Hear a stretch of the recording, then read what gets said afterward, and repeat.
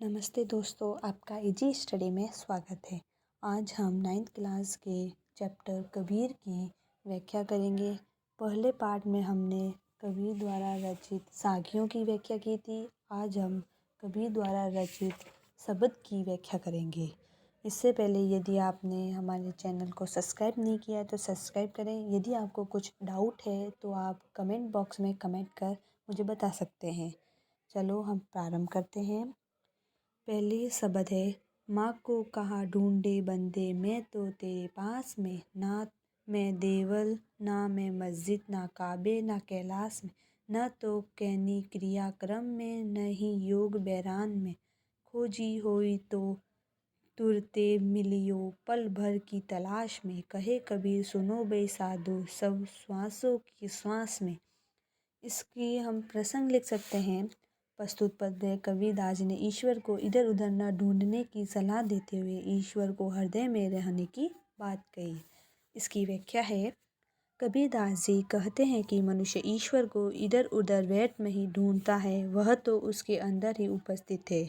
मन में ही मंदिर में हूँ, ना मैं मस्जिद में हूँ, ना काबा में, ना कैलाश में, न ही मैं सांसारिक आडंबर में, ना योग साधना में, न संन्यास ग्रहण करने पर मिलता हूँ। यदि तुम सच्चे मन से ढूंढते हो तो तुरंत ही मिल जाता हूँ, पल भर की तलाश से ही मिल जाता हूँ। कबीरदास जी कहते हैं कि ईश्वर तो हमारे हृदय में बसते हैं, अर्थात इधर उधर व्यर्थ में ढूंढने से कुछ नहीं होगा। अब यदि हम हृदय से ढूंढेंगे तो वह हमें मिल जाएंगे।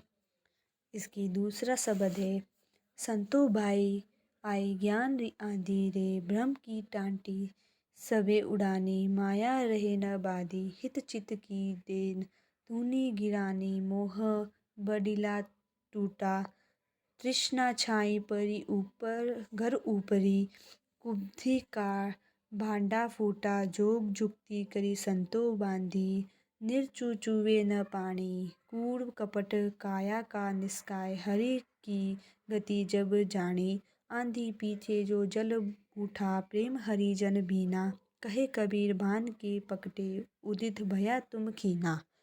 इसका प्रसंग हो सकता है।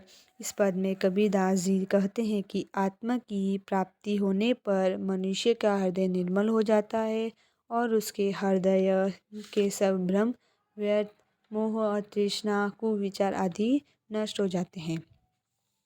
टाटी यानी बांस की फटियों से बना हुआ पर्दा होता है। माया यानी अज्ञान की बाधा, हिति यानी स्वार्थ, चित्त यानी मन, धुनी यानी खंभा, बाडिल यानी छत पर बांधी जाने वाली बिल्ली,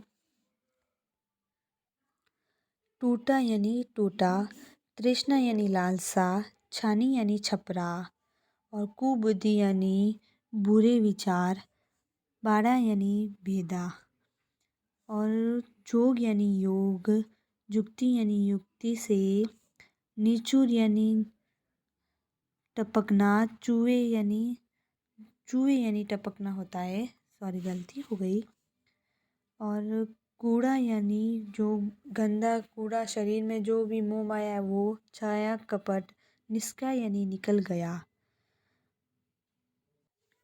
काया यानी शरीर, बूढ़ा यानी वर्षा, भीना यानी भीगा, भान यानी सूरज, उदित भया यानी उगने पर या प्रकट होने पर, तम खीना यानी अंधेरा नष्ट हो गया।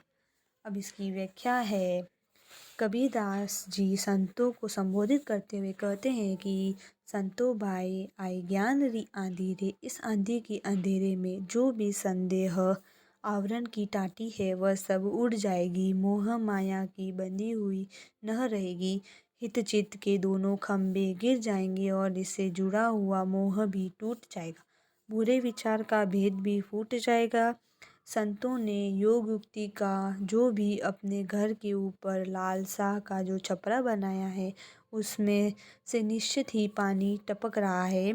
शरीर के अंदर जो भी कूड़ा कंकर छल कपट है वो जब हरि की कृपा हुई तो सब बाहर निकल गया। आंधी के बाद जो जल की वर्षा हुई उसमें सब हरि के प्रेम लोग भीगने लगे। कबीरदास जी कहते हैं कि जब सूर्य उदय होने लगा तो अंधकार नष्ट हो गया।